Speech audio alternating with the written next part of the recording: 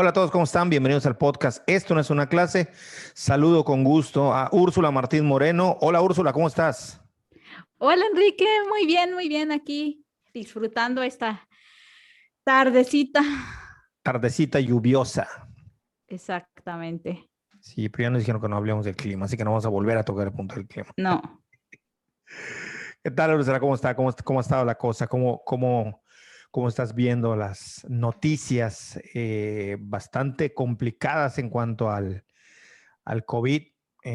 No sé bien cómo estén los números para otras entidades, pero por lo menos Quintana Roo y Yucatán no pintan nada bien después de que se había pasado o anunciado por el gobierno que estábamos entrando antes de las elecciones. Esto es un tema que ya se ha hablado mucho en redes sociales, a semáforo amarillo y que se celebraba porque durante mucho tiempo estuvimos en semáforo naranja, que en realidad fue semáforo rojo, pero bueno, ya sabemos que aquí los colores de los semáforos se utilizan según los gobernantes de la entidad en turno deciden.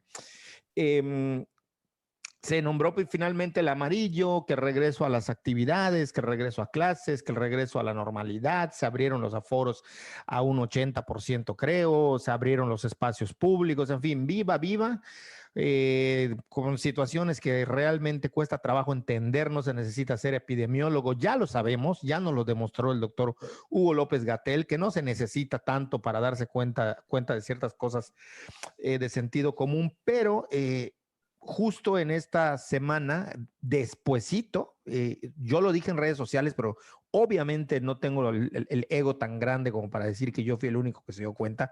Mucha gente ya sabíamos y nos habíamos dado cuenta que pasando las elecciones habría un rebrote o un repunte, lo cual se está viendo ayer con creo que 200, la verdad no sé muy bien los números, pero de cuando estábamos en amarillo y las supuestas cifras nos decían que estábamos alrededor de 40 contagios, de pronto se van acercando las elecciones, llegamos a 90, luego a 100 y el brinco de los contagios fue en aumento pasando las elecciones, llegamos a ayer o antier a 230 y cacho y hoy estamos como en 269, prácticamente cercanos ya en unos días más, si sigue así, a los 300 contagios. ¿Cómo ve la situación? pues mira, yo con este tema sí que he tenido he pensado mucho en el tema, ¿no? Porque en primer lugar, sí me sorprendió muchísimo el cambio del semáforo amarillo. Yo ya me había acostumbrado al naranja, ¿no? Al naranja en Yucatán, que duró un montón desde junio, que fue en Y junio como que nunca 2020. íbamos a salir del naranja, ¿no? El 1 de junio de 2020, Hugo López Gatell, junto con el equipo de especialistas a nivel nacional, establecieron la nueva normalidad y el semáforo epidemiológico a nivel nacional, ¿no? Y en ese punto, Yucatán estaba en rojo y el gobierno del estado decidió tenerlo naranja. Y desde eso no se había movido, o sea, nos habíamos acostumbrado al naranja con todo lo que implicaba, con ligeras adecuaciones que se hicieron, primero la restricción vehicular muy fuerte y después al tránsito vehicular muy fuerte y después un poquito más laxa y de repente que estamos en amarillo, ¿no? Y parecía un escenario favorable para la salud pública, ¿no? Porque ya estamos con el proceso de la vacunación, parecía que las medidas habían sido como incorporadas a nuestros hábitos diarios y entonces veíamos eso y de repente se cruza, como tú bien dices, las campañas políticas, se abren otras cosas como casi al 100%, el tema del béisbol en Yucatán, el tema de los antros, el tema de que si bien es responsabilidad del gobierno completamente, también hay una parte de componente personal que parece que se nos olvidó que estábamos en medio de una pandemia, ¿no? Como que la apertura que hubo implicó que también los ciudadanos nos relajáramos muchísimo, ¿no? Y me incluyo porque la inercia de ver que todo el mundo se mueve, que todo el mundo va al súper, hace que uno, o sea, sin darse cuenta también, si no lo hiciste, tuvieras ganas de hacerlo, ¿no? Entonces, de repente, volver a este número de casos que para el año pasado nos situaba en naranja por lo menos, saber que seguimos en el amarillo y que muchos se siguen comportando como si de verdad estuviéramos en amarillo me asusta. Sí, ahora el tema es que de alguna manera a mí sí hay cosas que ya me resultan molestas. Primero, por ejemplo, que tengamos que estar tocando el tema otra vez en este podcast, ¿no? O sea, a mí ya me parece un poquito complicado el asunto de estar tratando este tema de nuevo. Y por otro lado, porque parece ser que no tiene fin, que luego tenemos que, pero es que es algo que hay que platicarlo, que hay que discutirlo, hablarlo, no sé, sacarlo, que sea como catarsis.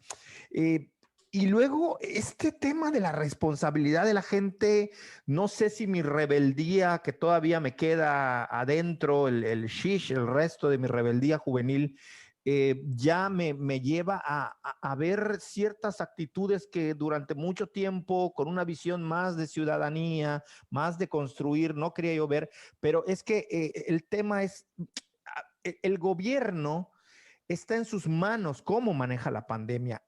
Definitivamente la ciudadanía tenemos cierta responsabilidad dentro de las garantías y libertades que se nos dan de movernos, de no movernos y de hacer, pero definitivamente es la estructura social, lo sabemos, son las instituciones, es el gobierno el que marca la pauta. Entonces, si tú estás confiando en un gobierno cuya labor es salvaguardar la integridad de los ciudadanos ante un ataque físico, ante un ataque militar, ante un enemigo o ante una amenaza, en este caso biológica o de índole de enfermedad, de pandemia, uno le va a hacer caso al gobierno, o sea, la gente le va a hacer caso al gobierno. No podemos apelar a lo que mencionábamos antes, al buen ciudadano, al ciudadano correcto, al ciudadano ejemplar. Eso no existe. Lo pueden tener 2, 3 personas. Incluso esas 2, 3 personas lo pueden tener durante un tiempo, pero no durante año y medio. Y el gobierno ha manejado a su antojo no solo los colores de los semáforos según los contagios y la situación epidemiológica, sino también cómo van utilizando la movilidad. Es increíble que tú marques que un semáforo está en amarillo, teniendo la cantidad de contagios que tienes, cuando tu estado vecino de Quintana Roo, para el caso de la península de Yucatán, estaba cayendo en rojo porque también abrieron toda la reactivación económica, porque eso es lo que importa, la economía y la política. O sea, si alguien después de estos sucesos y de la pandemia y de esta recaída y de seguir hasta el día de hoy hablando del mismo pinche tema, no entiende que la política está metida hasta el cuello con cuestiones de orden, de salud pública, no ha entendido nada. O sea, no es nada más una cuestión de orden de médicos versus el gobierno, no, es una cuestión del gobierno aplastando lo que tiene que aplastar, todos los gobiernos. Entonces me parece a mí horroroso, estamos de verdad a merced de lo que quieran ellos que hagamos. No es que a uno le den ganas de ir al súper, es que si llevas año y medio encerrado y de pronto te dicen estás en amarillo y además ya avanzó la vacunación, ya se vacunó un cierto número de gente, esto está disminuyendo. Entonces, bueno, tú crees en eso y sales y haces las cosas. No sé si el estilo de vida de ir a remojarse a una alberca en Cancún o estarse agasajando entre todos en un hotel o estar comiendo o lo que sea, me da igual que haga la gente o salir simplemente a un supermercado, no sé qué hagan, pero a mí me parece que independientemente del estilo de vida de cada quien, a estas alturas del partido, ya basta que el gobierno esté jugando y esté sobándole a la pelota, diciendo que estamos en amarillo, pero pasando las elecciones, cuando todo el mundo sabíamos que se iban a infectar, nos infectamos. Y insisto, y no es un tema nada más de que se infectaron por salir a las caravanas de los mítines que hacían, no. También es porque el gobierno mismo dijo, salgan, reactiven, y ese es un discurso que lo vienen tratando desde el inicio. Entonces sí me parece a mí que ahora sí, ya muy molesto con la situación yo, no es un tema de la sociedad ya. En algún momento lo fue, en algún momento entendí que había irresponsabilidad, pero a estas alturas sí creo yo que toda la responsabilidad debe recaer en el gobierno porque han estado jugando todo el tiempo con la población y no nada más el de México, todo el pinche mundo. Sí, y sabes otra cosa que concuerdo contigo completamente, pero creo que en este punto en el que la pandemia está sufriendo un rebrote, al menos en México, aunque pareciera que no, ¿no? Pintan muchos estados de verde, parece que ya la mayoría de los estados están en verde o amarillo.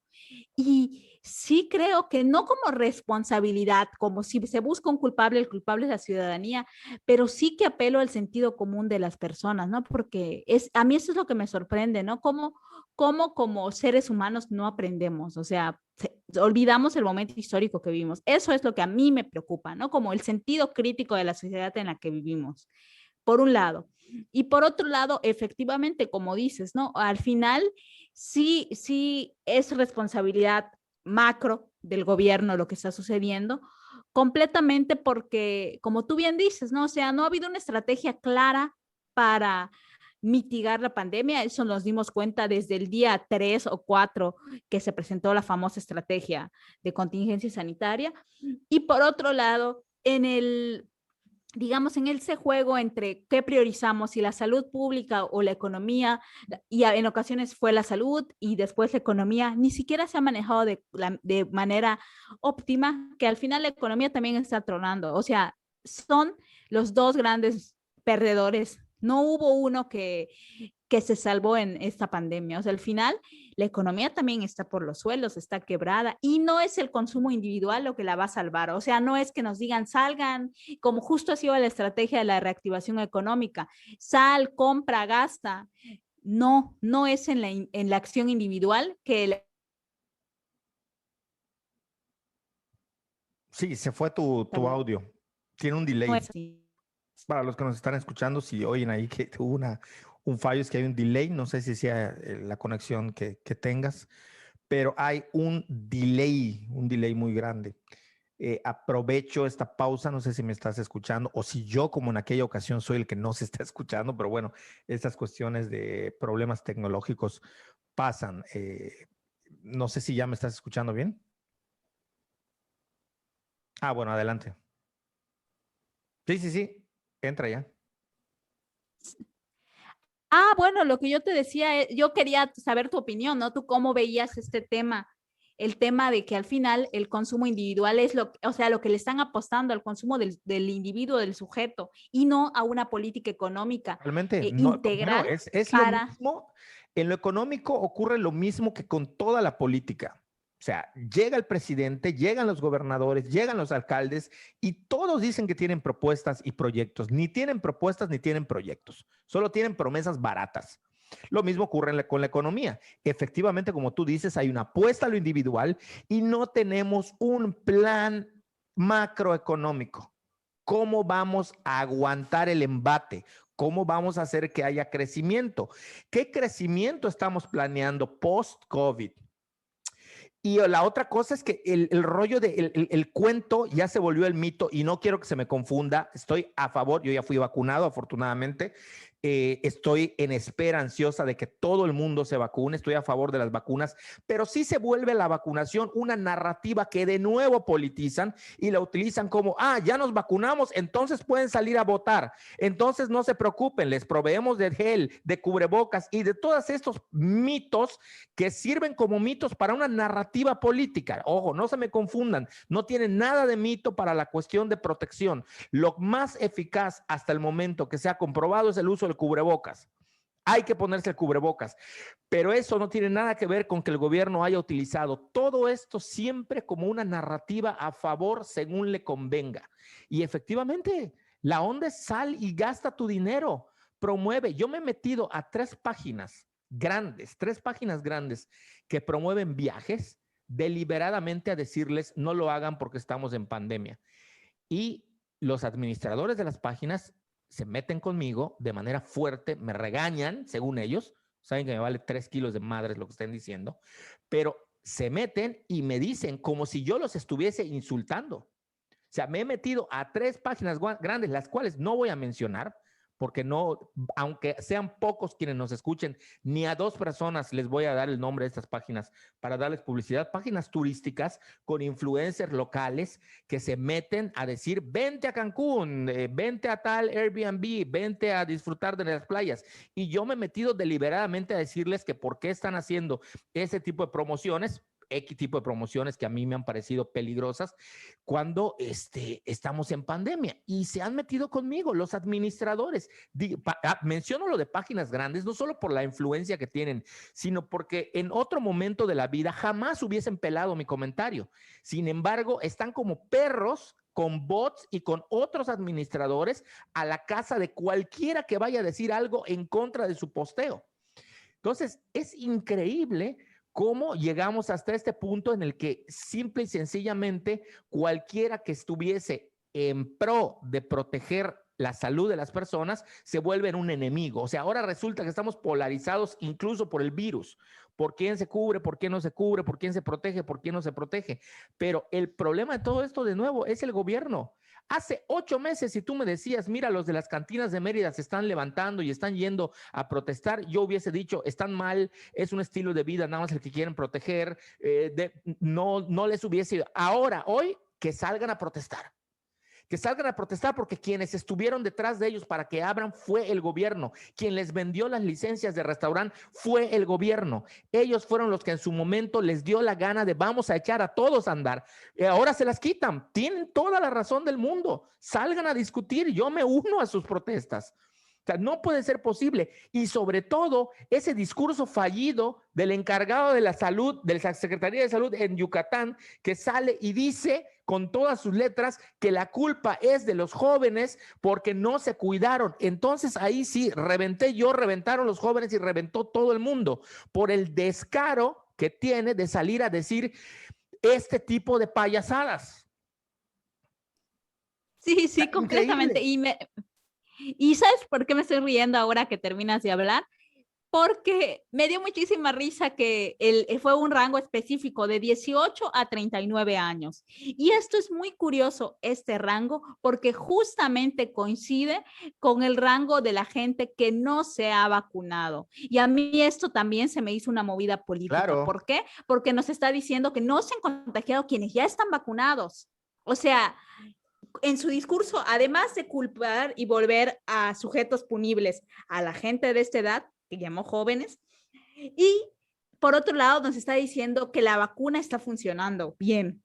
Entonces, Sí. esto a mí me parece una jugada política. Y por otro lado, me pensaba a mí en ese rango de edad que yo qué voy a salir ni al béisbol, ni al antro, ni nada. Yo soy como ese meme de es viernes y el cuerpo no lo sabe, ni se entera, ni le importa, ni le apetece. Porque yo viernes a las 9 de la noche estoy dormida. No importa si tu estilo de vida es de los que quieren reactivar el beso de 3 o tu estilo de vida es el de descansar en tu hamaca. O sea, no importa tu estilo de vida. Lo único que importa son la cantidad de incongruencias que llevamos a día de hoy. O sea, esas incongruencias que tú mencionas, que por un lado son los jóvenes, pero por el otro lado son los que no se han vacunado, pero ahí vamos, pero ya anunciamos, pero entonces, o sea, ese jueguito perverso, macabro del gobierno, ya no se lo tiene que creer nadie. Sí, definitivamente. Y creo que esta es la vez que más se ha sido como crítico con el discurso del gobierno estatal. Y bueno, ahora que estamos con eso, yo justamente hoy, hace unos días, porque pues ahora estoy viviendo en Campeche y en Mérida, bueno, no al mismo tiempo, unos días y unos días, pero a mí me parecía un poco, pues, extraño, por decir menos, que yo no pudiera consultar en la página de la Secretaría de Salud de Campeche el número de casos, como la ponen en la de Yucatán, ¿no? Que al día de hoy hay tantos casos, tantas hospitalizaciones, tanto esto, tanto el otro. Me pareció muy curioso no poder encontrarlo de forma expedita. Pero la diferencia que encontré, bueno, esa fue una de las dos diferencias de la comunicación pública de Secretaría de Salud Estatal, ¿no? Y la otra gran diferencia justo es que vi los videos que cada Secretaría de Salud, copiando el estilo del gobierno federal, saca su comunicado de prensa todos los días, ¿no? Y el comunicado de prensa del estado de Campeche me pareció, y no porque yo sea campechana, pero me pareció el más sensato y justo entiendo por qué ha sido uno de los estados con mejor control de la pandemia después del pico tan fuerte que tuvo en agosto del 2020, ¿no? Porque sí decían, quédense en casa, decían, la única manera de mitigar esto es que se sigan quedando en casa, quédense en casa, quédense en casa, quédense en casa, sigan con los cuidados de salud. Las brigadas de COVID, anti-COVID están muy fuertes en toda la ciudad. A mí me tocó, ¿no? Que casi me obligan a, señoritas, lávese las manos, estamos viendo pasar por aquí, lávese sus manos, ¿no? Y la otra cosa es que también hacen énfasis en que Campeche está rodeado de 2 estados que tienen un incremento de casos muy preocupante. O sea, dijeron literal, estamos al lado de Yucatán y Quintana Roo, que presentan incrementos enormes, que la movilidad interestatal es muy fuerte, entonces hay que quedarse en casa, cuidarse, bla, bla, bla. Eso me sorprendió y te digo, me hace entender por qué ha sido uno de los estados que después de su gran repunte de casos ha tenido una mitigación digamos, de la pandemia. Porque como tú bien dices, pues yo soy un ejemplo claro. Estoy 5 o 4 días en Mérida y luego me voy a Campeche y regreso, voy y vuelvo, voy y vuelvo. Entonces, todo el tiempo es así y sin embargo, hasta ahora, digo, está en incremento y cambiaron, apenas subieron los casos al amarillo. Y otra, ahí ya metiendo un poquito más, una de las grandes críticas que se hizo de la Liga Mexicana de Béisbol a Campeche es que fue solamente 2 estados, 2 equipos decidieron no abrir su estadio para los partidos y uno de ellos fue Campeche. Y hubo una muy mala comunicación de la prensa, ¿no? Al final la directiva del estadio, del equipo, dijo que no abrió porque no tenía los túneles ¿cómo se llama? Los túneles de desinfección. Y yo fui al estadio hace unos días a comprarme mi gorrita y entonces de chismosa empecé a preguntarle a la de la tienda y le dije, oigan, es que dijeron que no abrieron el estadio porque no hay el túnel de desinfección.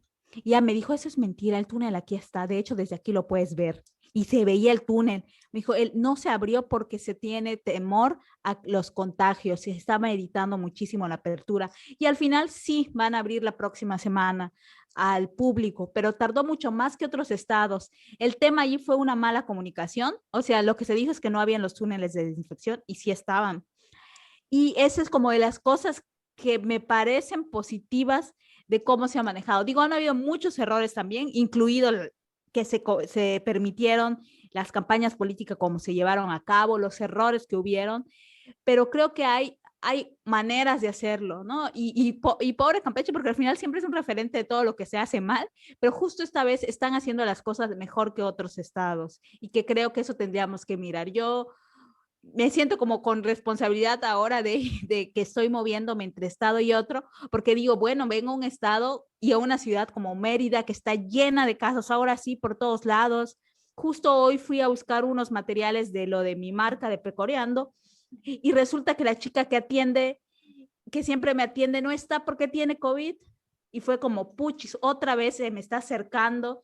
O sea, me siento que estoy cada vez más y más cerca de casos de COVID. Ya había pasado estos unos meses, ya me sentía más relajada y ahora me siento con la responsabilidad de que me voy a Campeche y que ahí convivo, no con mucha gente, pero con otras. Y que si yo me contagio aquí, ya va a llevarme la fregada y voy a contagiar allá. Entonces Sí, claro. sí es algo estresante. Y además hay que decir, además de lo bien que lo ha llevado Campeche, por diferentes razones, pero entre ellas por decisiones que el gobierno ha tomado, como bueno, y también algunos otros casos de iniciativa privada y de la gente, como el caso del béisbol que mencionas, que hay que recordar que Campeche además fue súper presionado a que regrese a clases y aun cuando tuvo la presión más fuerte por parte del gobierno federal para regresar a clases, porque era de sus estados estrella favoritos de cómo habían manejado la pandemia, de echar marcha atrás, de no regresar a las aulas y volvieron sus alumnos otra vez a pesar de que estaban en condiciones supuestamente favorables para hacerlo, ¿no? Es decir, cómo pudieron contener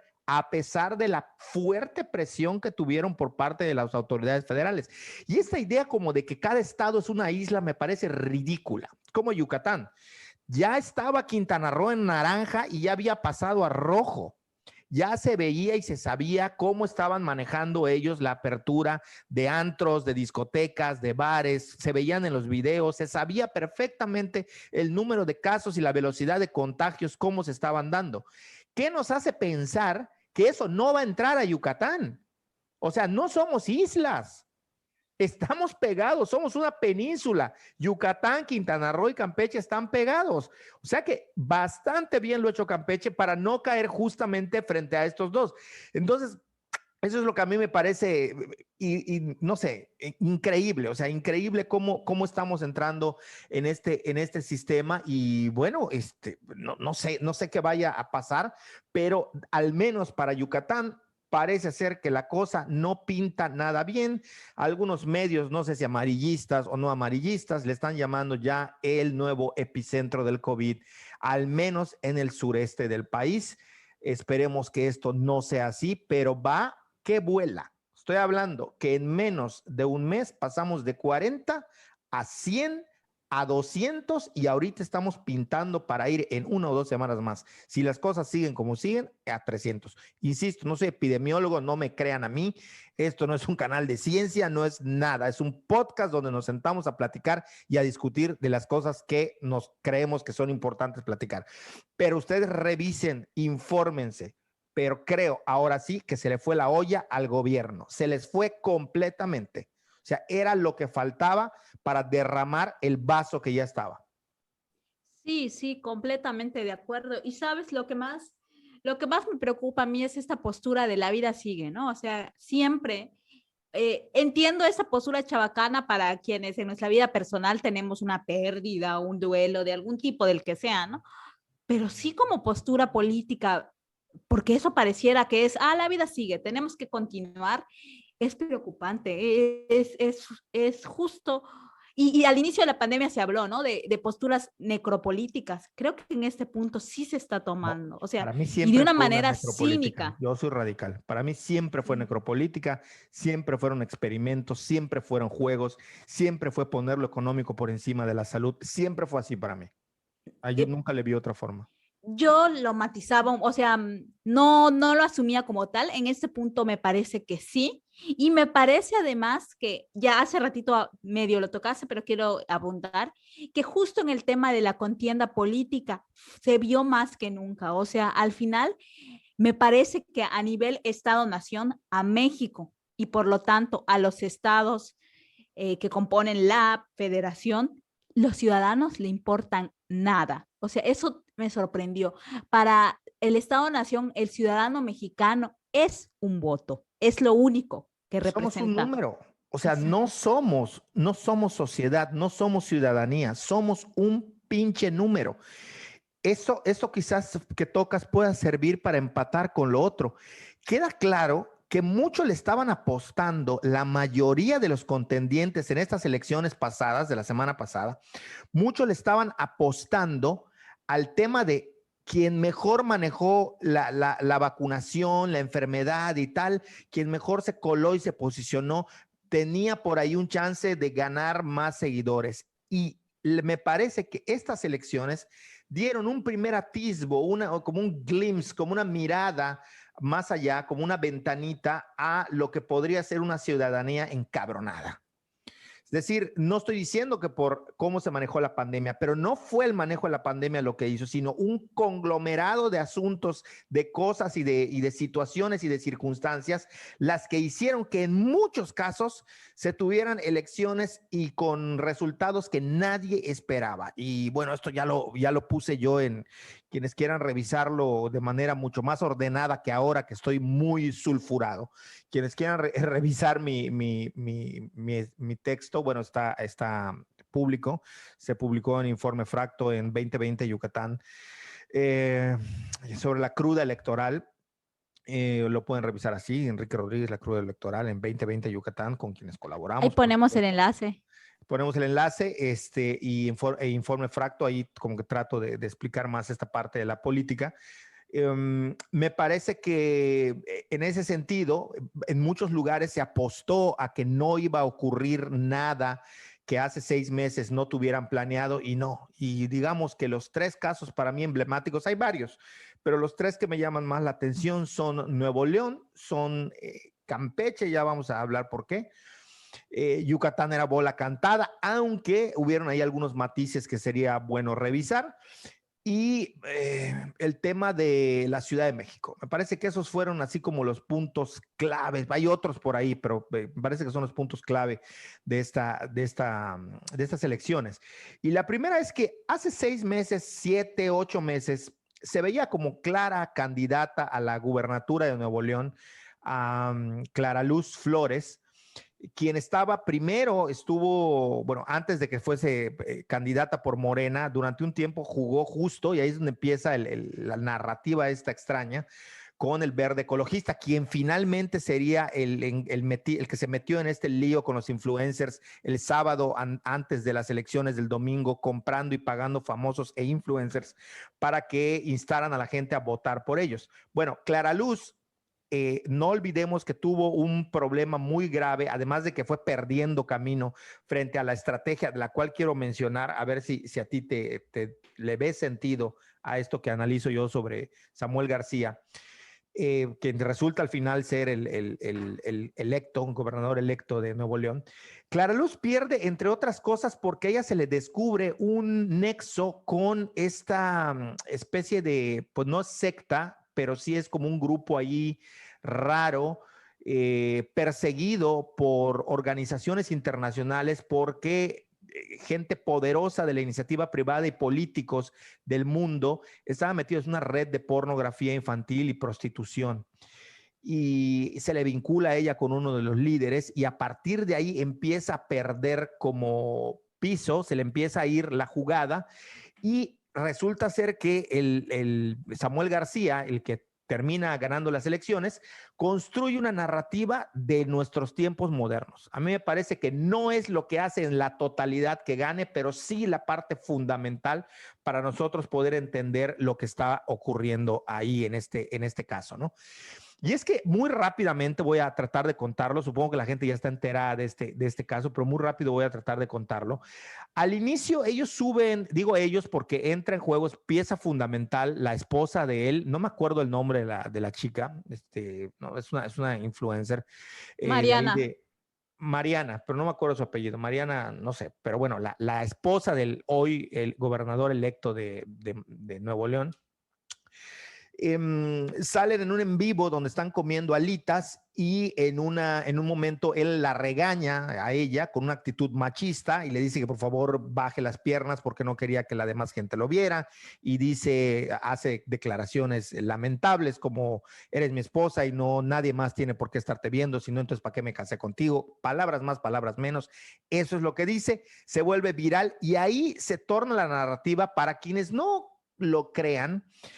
Yo estoy prácticamente convencido que todo esto fue planeado desde una estrategia de marketing digital de ambos lados. Y si no fue así, supieron surfear la ola perfectamente bien. Entonces, cuando pasa esto, se toma la narrativa de es el hombre machista, el hombre blanco machista adinerado, el whitezican, que reprende a su novia de manera fuerte frente a toda la gente que los estaba viendo porque sabían que estaban en un en vivo o en un video que saldría. Después de esto, de alguna manera, el discurso de la gente se vuelve como pobre muchacha, mira lo que le hicieron, es un machista, es un cabrón, no se puede confiar, que no sé qué, en fin. Y mira quién están proponiendo para que gobierne, no sé qué. Entonces, ella le da el giro, porque me queda clarísimo que ella es la que sabe cómo se mueven las redes sociales, ella le da el giro a la narrativa de ser la mujer víctima, cómo se invierten los papeles de la narrativa de la princesa que es rescatada. Aquí empieza siendo la princesa que es echada por el mismo novio al fango, y después como ella se levanta frente al novio, pero resulta ser que también levanta al novio. Es decir, cuando él está yendo, el siguiente video viral es cuando él está yendo en una camioneta y empieza a hablarle a ella y hablar de su política y de sus cosas y le dice a ella, le da la palabra y le pregunta algo, ella lo ignora y dice, mejor vean mis tenis, fosfo, fosfo, ¿no? Y ahí empieza todo el relajo. Tan importante fue lo de fosfo, fosfo, que según dicen algunos en los medios de comunicación, el color del partido sí era naranja, pero no tenía el tono que tenía de fosforescente, que se vuelve el partido de los fosfos. Y por primera vez un político no va a buscar a la gente, logran hacer que la gente vaya a buscarlos a ellos. Hacían largas filas para tomarse fotos con ella y después con él. Y entonces, una vez hecha a un lado por este escándalo de la que estaba por Morena, una vez hecha a un lado, se sube sobre la ola y empiezan a surfear de manera maravillosa los dos hasta que sin verlo venir llega el debate y ningún partido se presenta, y ahí es cuando se sepultan todos. Solo Samuel García se presenta y entonces la narrativa tuvo su inicio, su nudo, gran nudo, y luego un tremendo desenlace, donde es la chica llevando de la mano, es decir, la chica que primero fue humillada, después es la que lleva de la mano al marido torpe, que solamente sabía que era castigado porque lo mandaban a cargar palos de golf y que creía que la gente ganaba un sueldito de 50,000 pesos. Bueno, pues ese supuesto meme del gobernador o candidato a gubernatura idiota se convierte ahora en la novia que lo rescata, pasa de ser víctima a ser heroína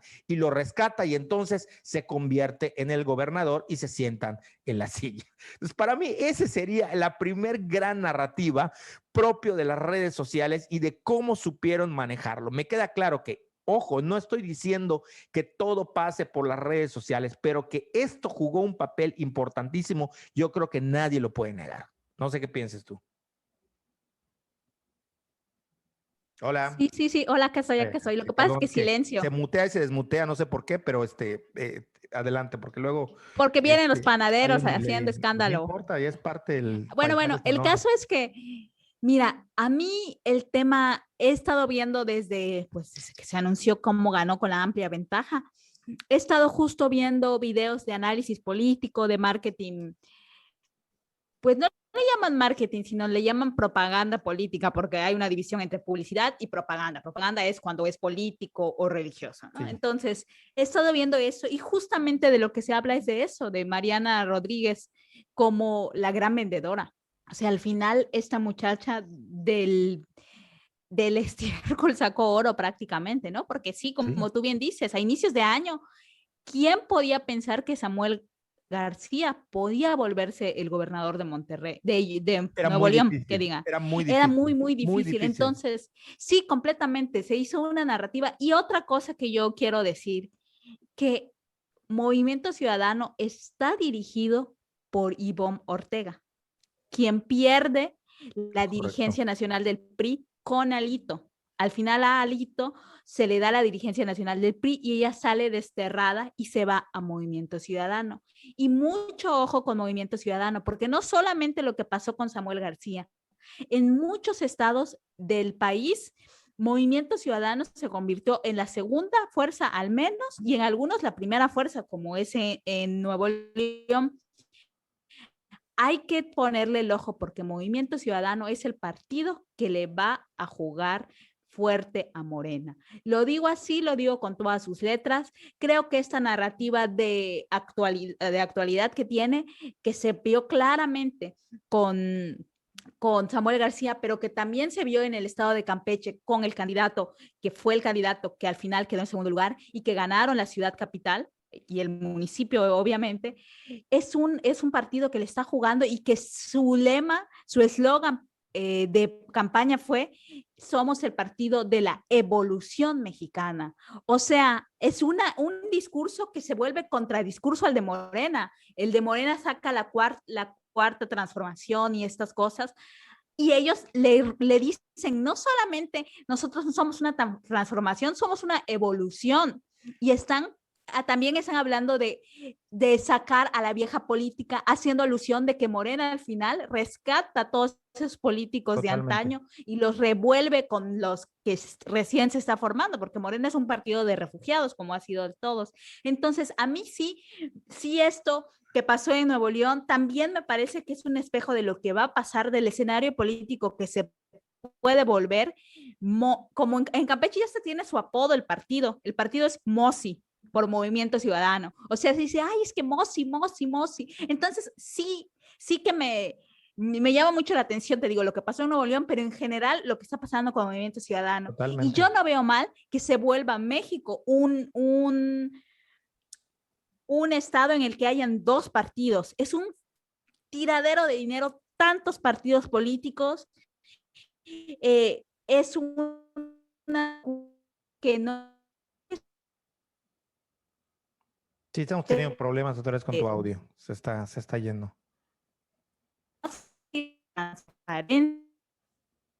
la decisión del ciudadano que tener 80,000 partidos que nunca entiendes, que todo el tiempo, cada 3 años, está perdiendo registros y volviéndose a registrar. Entonces, sí, concuerdo contigo, te digo, y solamente que me parece que se extrapola a nivel nacional lo que pasa en Nuevo León. Sí, y no olvidemos que no es la primera vez, es decir, Movimiento Ciudadano ya había dado muestras de cómo manejar el marketing político. Les guste o no, más allá de la propaganda, hay una definición para cada cosa, pero esto es marketing. De hecho, hoy en las carreras donde se enseña ciencia política, existe ya alguna matiz que le dan al marketing político. No nos olvidemos que Movimiento Ciudadano pegó un tubazo hace algunos años con el canto de Movimiento Naranja. Se volvió una canción éxito que podías descargar de las plataformas con el Niño Naranja, que en España estuvo por lo menos en algún momento en el top 10 de las canciones más escuchadas en streaming. Ojo, porque además sí traen esta idea de cómo utilizar las redes sociales y lo digital para moverse. Pero bueno, ese digamos que fue el primer tubazo que tuvieron para ir apurando, porque, bueno, un paréntesis a los que nos ven y nos escuchan, ustedes disculparán, pero bueno, ya Úrsula platicó el problema que tenemos con la tecnología ahora por sus viajes, nos complica un poco el setup o los micrófonos, a veces hay que ajustarlos con las computadoras y demás, y bueno, por eso a lo mejor estén escuchando en este podcast fallos en audio y en video. Decimos de una vez que es probable que durante algún tiempo, en algún momento, no podamos subir podcast. Gracias a quienes nos siguen, a los nuevos seguidores, pero no está todo en nuestras manos. Y si esto ocurre, pues bueno, seguramente tendremos video pronto. Yo sé que no es como que la gente se esté muriendo de, no van a subir video hoy, no hubo podcast hoy en Spotify, de esto no es una clase. Yo sé que no llega tanto, ya lo sé, pero de todas maneras sí sentimos como una responsabilidad y un gusto, nos encanta hacerlo. Entonces también que, bueno, que sepan que se debe a eso y que, bueno, nos disculpen y en cuanto podamos subiremos contenido y trataremos en la medida de lo posible de duplicarlo o de prever de alguna manera que esto no ocurra. Bueno, cerrando ese gran paréntesis, ya si están aquí, denle like, suscríbanse y compartan y hagan todo eso que se dice que debemos de hacer. Pero bueno, el otro gran tema que a mí me llamó la atención, sin duda alguna, fue el de la Ciudad de México. Creo que eso sí, bueno, por lo menos yo no lo veía venir, nadie lo veía venir, y menos de la manera y del partido que jamás había tenido dicha presencia en la Ciudad de México, que es el Partido de Acción Nacional. Eso sí fue para irse como las caricaturas de Condorito, de espaldas. Eso sí fue de volar la cabeza, sobre todo para quienes no estamos ahí y al parecer por lo que se veía en redes sociales, ni para la misma gente de la Ciudad de México, que tenía una Claudia Sheinbaum muy bien posicionada, una que a todas luces junto con Marcelo Ebrard era candidateable para ser la sucesora de Andrés Manuel López Obrador, alguien que en la Ciudad de México estaba bien posicionada, bien ranqueada, que en el discurso no necesariamente le decía a todo que sí al presidente, la ciudad bastión del movimiento Morena, la ciudad bastión de la izquierda en México durante muchas décadas, resulta ser que da una cachetada y se queda aplastando a Morena, dividiendo la ciudad, dividiéndola totalmente y que además divide el tema de las diputaciones en la Cámara. Esa fue otra que no se veía venir, pero yo voy a recurrir a esto que digo en el texto que les vamos a compartir en la caja de descripción, que uno es, como diría Roberto Gómez Junco, uno hace en la medida que el otro te permite hacer. Sí es verdad que Samuel García y su novia o su esposa, creo que su esposa, ¿no? Que están casados. Bueno, su esposa logran surfear bien las olas del mar y construir una narrativa de marketing muy buena, pero también es cierto que los dejaron hacer, y esto es porque ya dijimos, Clara Luz Flores deja el camino libre para que ellos circulen. Y aquí me parece que también se dejan muchas cosas de hacer y sobre todo un golpe duro por supuesto, lamentable la tragedia de la línea 12 del metro que se desploma y donde en repetidas ocasiones el gobierno otra vez vuelve a ser el gobierno y no hace caso a la gente. Me parece que esto también terminó de pasar factura, no nada más, pero de nuevo la gota que derrama el vaso, ¿no? Y lo que hace que se vea reflejado en las elecciones. Insisto, pese a ello, no creí ver esta voltereta tan aplastante y sin embargo ocurrió. Pero bueno, no sé qué piensas. Sí, sí, a mí me sorprendió también. Jamás creí ver esa ciudad así. Creo que y el golpe más fuerte a nivel, ¿cómo decir? A nivel mediático para Morena, ¿no? O sea, creo que lo que ganó en todos los estados no quitan lo que perdió en la Ciudad de México. O sea, fue un golpe mediático. Verlo para quienes no somos simpatizantes de ningún partido fue pesado, ¿no? O sea, yo que no soy simpatizante de ninguno, todos me caen mal. Sí fue como hasta yo sentí, dije, guay, ese Morena sí que la tiene difícil, o sea, porque sí, y no tienen a nadie que pueda ser candidato para presidente de la República. Y estas son elecciones intermedias, ya se debería de perfilar a alguien y cayeron todos. O sea, Sí, sí está digo, cañón, todavía está quedan cañón. 2 años y medio. A ver qué hacen. Yo no veo a un presidente corrigiendo, yo veo a un presidente siendo más autoritario, siendo más él, más en su postura, no haciendo caso, no escuchando, no lo veo corrigiendo. Pero bueno, ya será cosa de ellos cómo lo solucionan. El otro caso que me pareció interesantísimo fue el de Campeche, cuando se veía a Laida Sansores como amplia ganadora. Resulta ser que de último momento se les empieza, lo cuento como yo lo veo. Tú creo que lo veías de otra manera desde hace tiempo, pero yo sí no veía venir a Eliseo con esa fuerza tan cerrada de photo finish, como al final se le empareja y casi por puntitos, le va. O sea, si bien deben celebrar y ganaron dignamente en el sentido que fue elegida democráticamente, también deben tener en cuenta las formas, es decir, cómo ganamos, de qué manera ganamos, y yo me la pensaría mucho de estar tan feliz porque estuvieron a punto, a nada de meterles un tremendo susto y que esto yo no lo veía venir. O sea, yo no veía venir esta situación. Sí, al final lo que se celebra en Campeche como ciudadanía es que hay alternancia. O sea, eso es lo que Sí, la, sí, la pero principal esa la iba fiesta a ver. para que, ajá. Pero esa ya la Sí, iba a sí. ver. O sea, sabíamos que iba a ganar Morena. Lo que no sabíamos es que las elecciones iban a ser tan cerradas.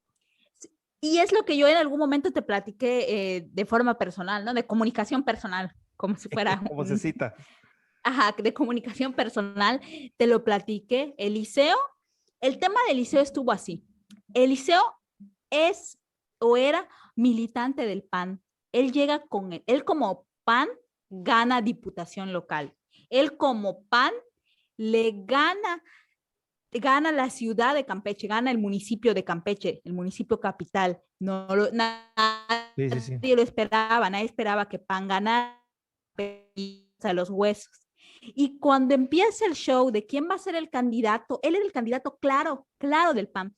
Lo que pasa es que los dirigentes estatales del PAN sienten miedo de perder y eso significa perder sus pluris. Entonces se Claro. van en alianza con el PRI y entonces la ven segura.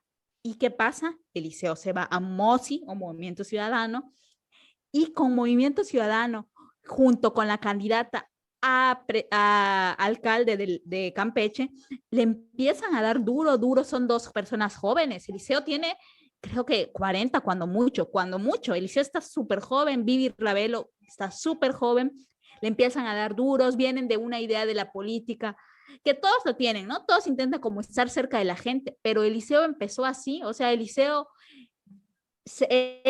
está con el equipo de artes marciales mixtas, va a practicar artes marciales mixtas con los chavos, así les llamamos en Campeche, ¿no? Los chavos de artes marciales mixtas, o sea, de por sí él es así, es de barrio, ¿no? O sea, o ha vendido también la imagen de ser de barrio que se la compras.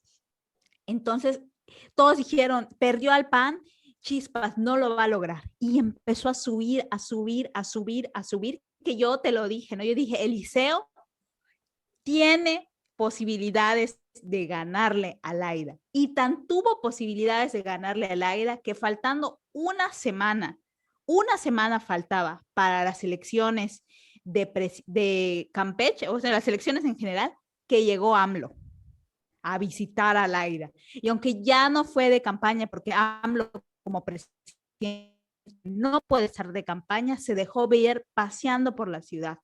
Y al final ya gana Laida y yo platicando con él de corazón, él me dice.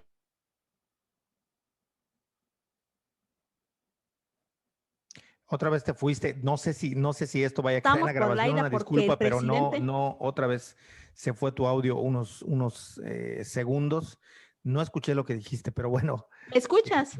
Yo no lo escuché, no sé si vaya a quedar en la grabación, no se escuchó varios segundos, o sea, se perdió la idea Ok. para mí, pero bueno, igual luego, lo que pasa es que luego cuando ya descargamos el video y lo grabamos, resulta ser que sí se escucha, entonces yo no lo escuchaba, o sea, yo no te puedo seguir la charla. Ok, te hago el resumen rápido. Sí. Lo que decía es que, ajá, que el presidente, o sea, que al final Laida gana por lo poquito que gana, porque vino el presidente de la República a respaldarla y casi que a pedir a los militantes de Morena que voten por ella. Y eso se vio evidente, porque la diferencia no son ni 2 puntos porcentuales. O sea, Eliseo les metió un sustazazazo. Por Brutal, momentos en el PREP, Eliseo iba arriba de Laida. brutal. No, O no, sea, no, fue no. hasta Un cuando ya sacudón. estaban el 80 y tantos por ciento de las actas computadas que se pudo decir, fiu, sí ganó Laida. Sí fue un sustazo, sí ha sido la elección más competida en la historia de Campeche y no sé si en la historia del país, porque estuvieron del primer lugar al segundo 1.8% y del segundo al tercero fueron 4% de la diferencia. Nada, o sea, fue Sí, nada, sí, sí, prácticamente es totalmente. empate entre los tres. Sí, todos esos matices que tú pones me parece que son sumamente interesantes, sumamente importantes y yo quisiera cerrar, no hay mayor análisis, Yucatán se veía que sería del PAN, eso ya era bola cantada. Nada más decir que pongan ojo a quién estaba en segundo lugar, muy lejos, pero en segundo lugar. Todo indica en muchas encuestas, aunque no haya quedado así reflejado al final de cuentas en las votaciones, recuerden que las votaciones cambian, el voto cambia de un día a otro. Del sábado al domingo, muchos ciudadanos pudieron haber cambiado su voto. Sin embargo, hasta antes de ese día de las votaciones, todo lo indicaba que la candidata por Morena iba por arriba del PRI y en algunos casos sí fue votada. Entonces, nada más a quienes estén, a los políticos interesados en eso, pues nada más anunciarles que no es Yucatán, nunca ha sido tan panista como lo pintan, ni tampoco ha sido tan lejano a los cambios como lo pintan. Es decir, hay volteretas que se pueden dar, la política y el ejercicio de la ciudadanía y la democracia a través del voto es esto, es que un día crees en una cosa, como yo dije en el texto, este país está que un día dice y al otro se desdice. Yo es lo que creo, cosas importantes ocurrieron a nivel de política, raro que hablemos de política así tal cual como este podcast, que sí directamente pasamos del virus a la política, pero bueno, me parece que era necesario y además lo traíamos ahí atorado, ¿no? En la garganta. Sí, El tema, completamente. los dos temas y bueno, este es un espacio, repito, es un podcast para sacar nuestras opiniones que no tienen ningún matiz ni científico ni académico, ni estamos con ningún partido ni con ninguna institución, está libre de todo y así será, espero yo, siempre que estemos ante estos micrófonos y ante Como a mí ustedes. me gusta decir, yo vivo. Me río ¿Qué? porque me río mucho porque esa expresión me genera mucha gracia, que yo ¿Cuál? siempre digo, sin Dios, sin patrón y sin marido. Así es este Tómala. podcast. Una buena frase matadora. Podríamos Sí, ponerlo de eslogan, ¿eh? Sin Dios, sin partido y sin marido. exacto. Ingesu. Hay que se quede. Pues yo hasta aquí lo dejaría porque además estamos teniendo, de verdad, bueno, yo siento las fallas de audio muy, muy fuertes, muy marcadas. Ojalá que no queden así. Ojalá que yo quede payaso en el podcast y sea yo el único bruto ahí que esté como, ay, no te oigo, no te oigo. Y en realidad todo se está oyendo. Ojalá que sea así. Si no, una disculpa, trataremos de corregir esto. Insisto, esto se debe a los cambios que hemos tenido. Pero bueno, aquí tenemos este contenido. Ojalá que lo puedan disfrutar, ojalá que les entretenga sobre todo, que es lo más importante. Y nada, denle like, compartan, suscríbanse, hagan lo que tengan que hacer. Y nada, les mandamos un saludo y nos vemos en el próximo episodio. Hasta luego. Chao.